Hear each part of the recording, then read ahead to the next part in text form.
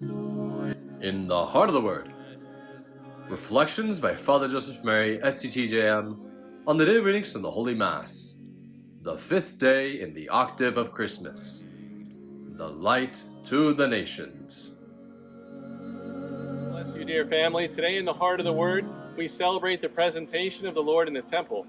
As St. Luke describes, according to the Torah, every firstborn male child must be presented in the temple 40 days after his birth, fulfilling what the law referred to as the rite of redemption of the firstborn, reminding the Israelites that the night of the Passover, the Lord struck down all the firstborn of Egypt, and that it was because of the blood of the Passover lamb that all the firstborn of Israel were spared.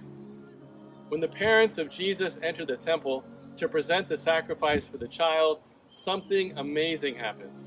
Simeon takes the child in his arms and proclaims that he is the long-awaited Messiah, the salvation, a light for the nations and the glory of Israel.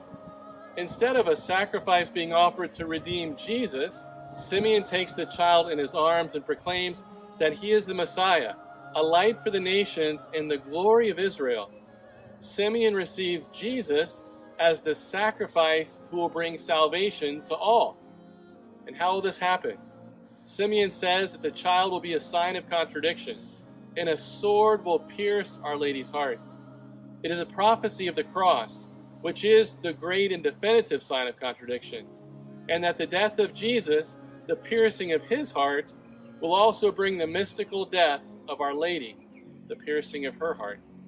The presentation then is the prophecy that their hearts will be pierced together on Calvary so that we may have eternal life. When we are called to pray for all those men and women who are called to be a sign of contradiction in the world through the total consecration of their lives to God and in service of the gospel.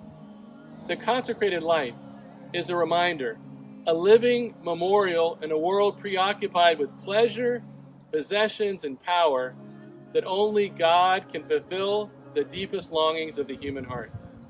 God himself and those who are called to especially reveal his love are the great sign of contradiction.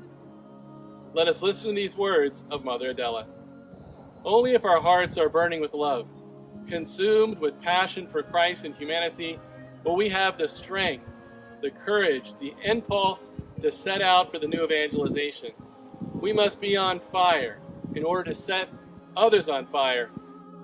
Let us be the light and let us be the fire, because the great sign of contradiction has become the sign of our own life. All for the heart of Jesus, through the heart of Mary.